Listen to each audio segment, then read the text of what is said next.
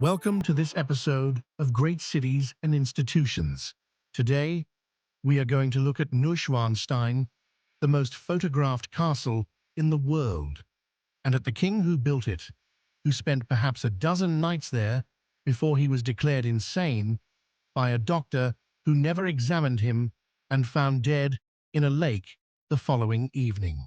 Every week on this channel, we step inside the great cities, empires, and institutions that shape the world we still live in today, tracing not just when they rose, but why, and what it actually cost to build something meant to last forever.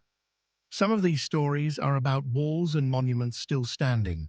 Others are about entire systems of government and belief that vanished centuries ago, yet somehow still shape how we live, how we're governed, and even the words we use, without most of us ever realizing it.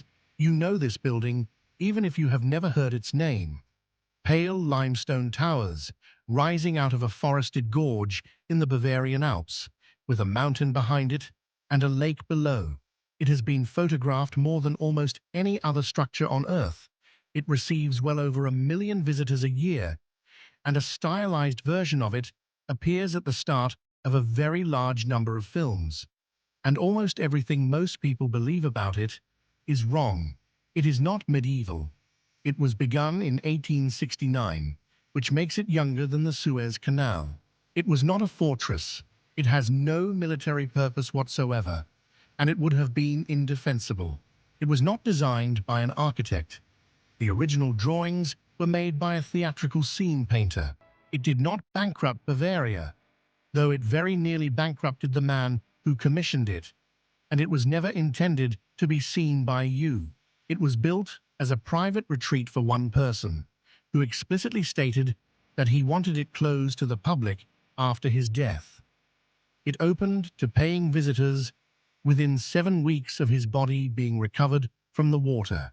By the end of this episode, you will know who Ludwig II actually was, why a king with genuine political power withdrew from the world into a fantasy of the Middle Ages, what he was paid to do and by whom, what the castles actually contained, and what happened on the evening of the 13th of June, 1886, which remains genuinely unresolved. Let's begin with the family, because it matters. Ludwig was a Wittelsbach, and the Wittelsbachs are one of the oldest ruling houses in European history. They held Bavaria from the 12th century until 1918, a continuous tenure of something over 700 years, which is longer than almost any comparable dynasty. He was born in 1845 in Munich and spent much of his childhood at Hohenschwangau, a castle his father had restored in the Gothic Revival style in the Bavarian Alps. That detail matters enormously because Hohenschwangau was decorated with murals depicting German medieval legends, including the story of the Swan Knight. Ludwig grew up inside a painted version of the Middle Ages, and Neuschwanstein stands on a hill directly opposite it. His upbringing was rigid and remote. His father, Maximilian II, was a serious and distant man. Contemporary accounts describe a strictly regulated regime with limited affection, limited money for pleasures, and limited contact with other children. The boy who emerged was tall, strikingly handsome by all accounts, intensely romantic in temperament, socially awkward, and given to solitude. He was also, from the age of about 15, obsessed with the music of Richard Wagner. He first encountered Wagner's opera Lohengrin, which concerns a mysterious knight who arrives in a boat drawn by a swan, and it appears to have affected him profoundly. He read the librettos and the theoretical writings. He identified, evidently completely, with the world they described. Then, in March 1864, Maximilian died unexpectedly, and Ludwig became King of Bavaria at the age of 18. Within weeks of taking the throne, he sent an agent to find Richard Wagner. Wagner, at that moment, was in a desperate position. He was heavily in debt, effectively in flight from creditors, politically compromised by his involvement in the revolutions of 1848, and had spent years unable to stage his most ambitious work. Ludwig paid his debts, gave him a house, an allowance, and unconditional support. The letters between them are extraordinary documents, effusive on both sides, and the relationship has been endlessly speculated about. What is not disputed is its consequence. Without Ludwig, the operas we have would not exist in the form we have them, and possibly not at all. He funded the completion of the Ring cycle. He arranged premieres. And when Wagner conceived a purpose-built theatre at Bayreuth, designed specifically for his works, and the public subscription fell far short, it was Ludwig who supplied the money that allowed it to be built, and the first festival to take place in 1876. That theatre still operates. The festival still runs annually. It exists because a 19-year-old king with romantic obsessions signed the checks. It is worth pausing on the scale of that, because it is arguably Ludwig's most consequential act, and it is routinely overshadowed by the buildings.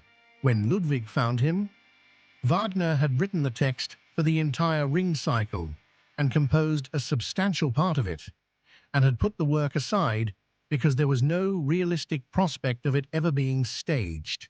It required an orchestra of unusual size, singers of exceptional stamina, 4 evenings, and stage machinery that did not yet exist. No opera house in Europe was going to attempt it. Ludwig's support made it possible to finish.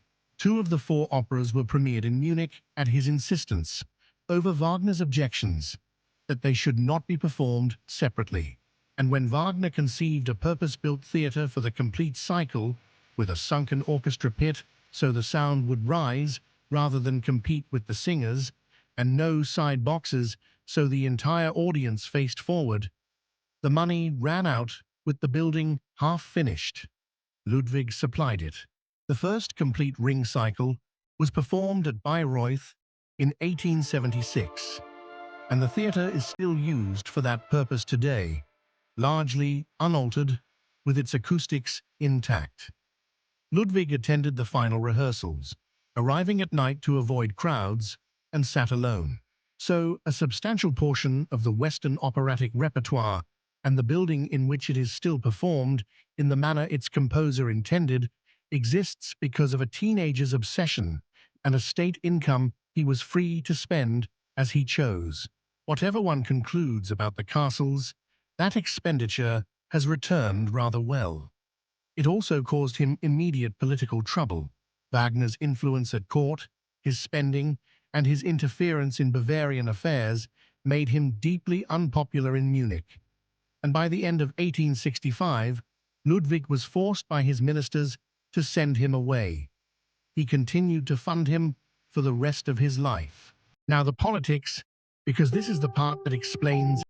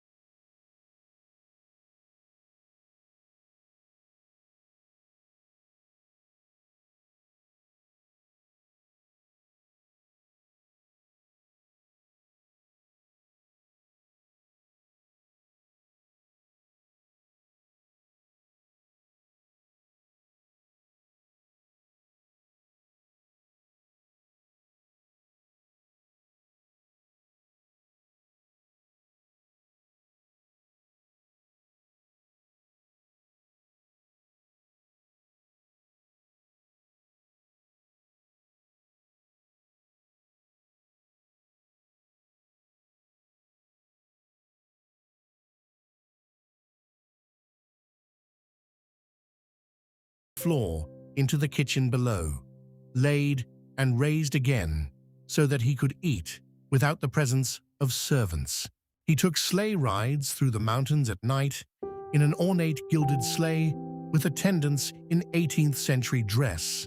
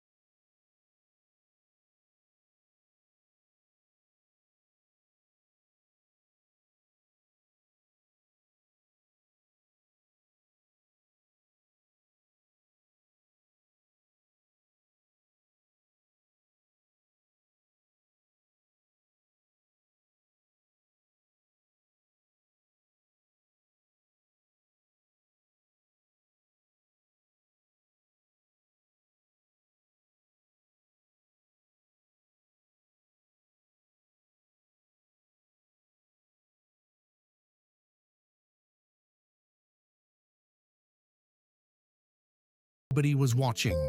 Now, the building, which is where the money went. Ludwig commissioned 4 projects.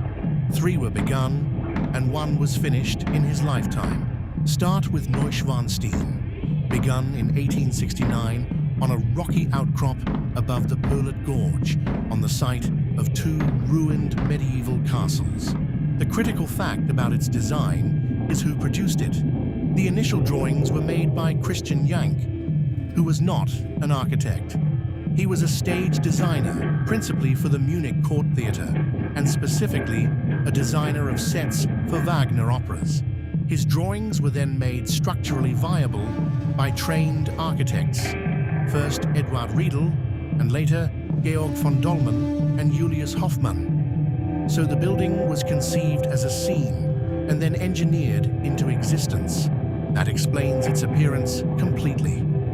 Real medieval castles are constrained by function, fields of fire, water supply, defensible approaches, and the practicalities of a garrison. Neuschwanstein has none of those constraints because it was never intended to withstand anything. It is a picture of a castle built at full size. Ludwig's own description of it, in a letter to Wagner, was of a worthy temple for the divine friend, and he named it after the Swan of Lohengrin. The name Neuschwanstein, meaning New Swanstone, was applied after his death. And now, the detail that surprises everybody. Inside, it was among the most technologically advanced buildings in Europe. It had central heating throughout, driven by a warm air system. It had running water on every floor, piped from a spring above the castle, with automatic flushing lavatories. It had a hot water supply for the kitchen and the bath.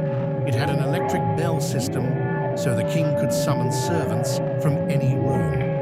It had telephone lines, installed at a point when the telephone was barely a decade old. And it had a lift, driven initially by hand, carrying food from the kitchen to the dining room. The interiors are almost entirely Wagnerian. The Singers' Hall was inspired by the hall at Wartburg Castle, associated with Tannhäuser. Murals depict Lohengrin, Tristan, Parzival. There is an artificial grotto built into the living quarters, complete with a small waterfall. The throne hall, styled after a Byzantine church, is the strangest of them all, because although it was completed as a space, no throne was ever installed in it. That absence is the most eloquent thing in the building. A throne room in a castle built by a king who had ceased to reign, with an empty space where the throne should be. The building of it deserves a moment, because the practical difficulty was considerable, and it is rarely described. The site is a rock outcrop above a gorge, reached by a mountain road. Before anything could be built, the summit had to be lowered, and accounts describe the rock being blasted down by several meters to create a level platform. A road had to be constructed to bring materials up, and a steam-powered crane was installed on site to lift them. The quantities involved were substantial. Thousands of tons of sandstone brought from Nuremberg for the facing, limestone quarried nearby, marble from Salzburg, and brick by the hundreds of thousands. The workforce ran to several hundred men, and construction continued through the year, with work carried on into the night by lamplight when the king pressed for progress, which he frequently did.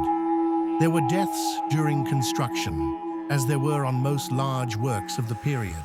And underneath the medieval appearance, the structure is modern. The building has a steel framework in places, and the throne hall in particular relies on a concealed steel and iron structure to achieve its span. The vaulted ceilings that appear to be stone are, in a number of places, timber and plaster painted to resemble it, which is entirely consistent with its origins. A stage set is built to be convincing from the front, using whatever materials achieve the effect. Neuschwanstein is a stage set constructed at permanent scale with industrial engineering, and that hybrid is precisely what makes it look the way it does. Real medieval builders could not have built it, because the shapes it makes are not achievable in load-bearing stone at those proportions. The costs escalated in the way such projects do. Original estimates were exceeded several times over, and the final expenditure on Neuschwanstein alone reached figures in the millions of marks against an initial projection of a fraction of that. Then Linderhof, the smallest of the projects and the only one he lived to see completed, finished in 1878. It is a small palace in the French style, modeled on the aesthetic of Louis XIV, whom Ludwig admired intensely as the model of absolute kingship. In the grounds is the feature that best captures him. The Venus Grotto is an artificial cave built of iron framework and cement, designed to evoke a scene from Tannhäuser. It contained an underground lake with a shell-shaped boat, a painted backdrop, and a wave-making machine, and it was lit by electricity, using dynamos supplied by Siemens, with colored glass panes to change the illumination from blue to red. That was in the 1870s, and it is among the earliest applications of electric lighting for theatrical effect anywhere. Ludwig would be rowed across the lake in the shellboat, alone, under changing colored light, in an artificial cave in the mountains. Then Herrenchiemsee, begun in 1878 on an island in a Bavarian lake. This one was a deliberate homage to Versailles, and it was intended to reproduce it. The Hall of Mirrors at Herrenchiemsee is, in fact, longer than the original at Versailles, and it is lit by thousands of candles. He stayed there for a matter of days. It was never completed. Construction stopped when the money did, and substantial portions of the building were never finished at all. A fourth castle, Falkenstein, was designed as a Gothic fantasy on a mountain peak and never built. Now, the money, and this is the most important correction in this episode. You will frequently read that Ludwig bankrupted Bavaria with his castles. He did not. The castles were funded from his personal resources, his civil list, the income from his own family estates, and the secret Prussian payments we discussed. They were not paid for from the Bavarian state treasury, and Bavaria's public finances were not endangered by them. What happened instead is that he ran out of his own money and began borrowing very heavily. And by 1885, his personal debts had reached something in the region of 14 million marks, an enormous sum, with creditors preparing to take action against him. He refused to stop building. He proposed raising further loans from foreign rulers and reportedly instructed aides to explore possibilities that ranged from the improbable to the absurd, including approaches to bankers abroad. His ministers were faced with a monarch whose personal insolvency threatened to become a public humiliation for the state, who would not attend to government, who would not be dissuaded, and who was talking about dismissing the entire cabinet. And so, in 1886, they moved against him. The mechanism they chose was a medical one, and it is the part of this story that has never been satisfactorily defended. A commission of psychiatrists was assembled, led by Dr. Bernhard von Gudden, a respected figure and the director of an asylum in Munich.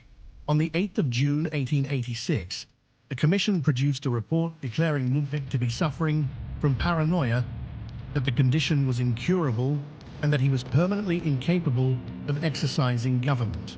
Here is the problem with that report. Von Gudden never examined him.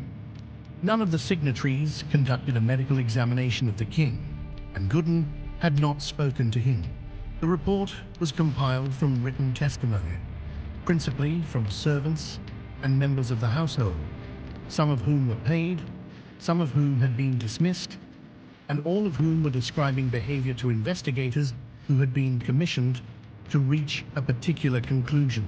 The evidence collected included the nocturnal habits, the solitary dining, the sleigh rides, the private theater performances, the extravagance of the building projects, reported instances of shouting at servants and issuing bizarre orders, and accounts of him speaking to imagined companions. Some of that is genuinely suggestive of illness. A good deal of it is a description of an eccentric, depressed, and isolated man who had withdrawn from a role he found unbearable. Modern historians and psychiatrists have revisited the case repeatedly, and there is no consensus. Suggestions have included depression, an anxiety, or personality disorder, the effects of chronic use of chloral hydrate as a sleeping draught, a possible frontal lobe disorder, and quite plausibly, no diagnosable illness at all beyond severe eccentricity and unhappiness.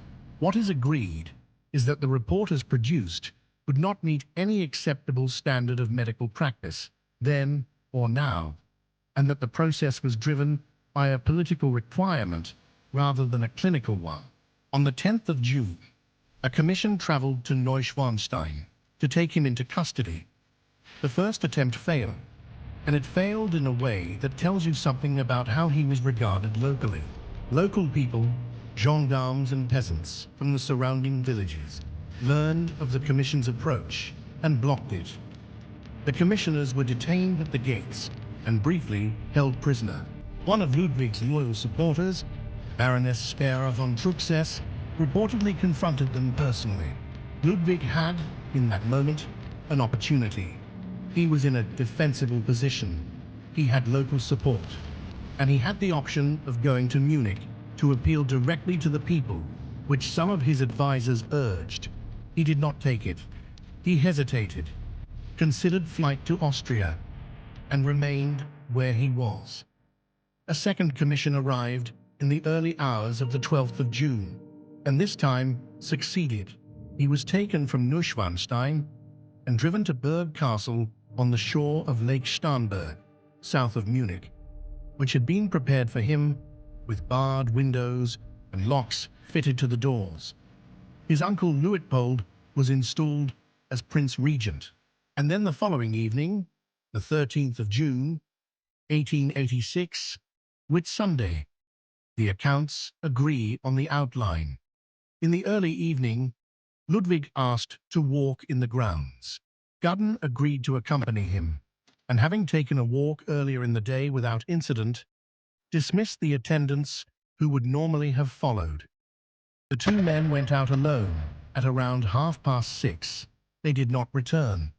A search began at around 10, in rain, and shortly afterwards, both bodies were found in the shallow water at the edge of the lake, near the shore. Ludwig's coat and jacket were found on the bank. He was 40 years old. The official verdict was suicide by drowning. And the problems with that verdict began immediately. The water where they were found was shallow, described in accounts as reaching roughly waist height. Ludwig was a strong swimmer. The autopsy reportedly found no water in his lungs, which is inconsistent with drowning as a cause of death. Gudden's body showed injuries, described as bruising to the head and neck and marks on the face, suggesting a struggle. And Ludwig's watch was reported to have stopped at a particular time, though accounts of it differ. So the theories. The first is suicide, and that he drowned Gudden or fought with him in the process. It remains the official version. Against it stands the depth of the water, his swimming ability, and the autopsy finding. The second is that he died attempting to escape. There is an account, reported many years later, that a boat had been arranged to collect him from the lake and take him across to loyal supporters or to Austria, and that he entered the water to reach it. On this reading, Gudden tried to stop him. There was a struggle, and Ludwig died of a heart attack or exposure in the cold water. The third is murder. This is the version most often advanced by Bavarian tradition, and it holds that he was shot while attempting to flee. A countess later claimed to have seen his coat with bullet holes in it, and a fisherman is said to have reported hearing shots. No such coat has been produced. What is documented is that the investigation was conducted quickly, that the government controlled the flow of information, that the autopsy report has been questioned, and that the family has never permitted the remains to be re-examined. Ludwig's heart, following Bavarian royal tradition, is interred separately at Altötting, while his body lies in Munich. A memorial cross stands in the water at the spot, and a chapel on the shore above it. People still leave flowers there on the anniversary. The honest position is that we do not know. Anyone who tells you confidently what happened on that shore is offering you a preference rather than a finding. Now, the aftermath, which contains the bitterest irony in this entire story. Ludwig had left instructions that his castles were to be destroyed or closed after his death, so that no one else should walk through his private rooms. Neuschwanstein opened to paying visitors within about 7 weeks of his death. The Bavarian government needed to service the debts, and the castles were the only asset available. Within a few decades, the visitor income had cleared the debt entirely, and the buildings had become profitable. They remain so. Neuschwanstein now receives well over 1 million visitors a year, with figures commonly cited around 1.5 million, and on peak days, many thousands pass through in a single day. It is among the most visited attractions in Europe, and the Bavarian Palace Department manages it as a state property. Only around 15 rooms were ever completed, out of roughly 200 planned. Visitors tour a fraction of a building that was never finished. Ludwig himself spent, by most accounts, only a small number of knights there.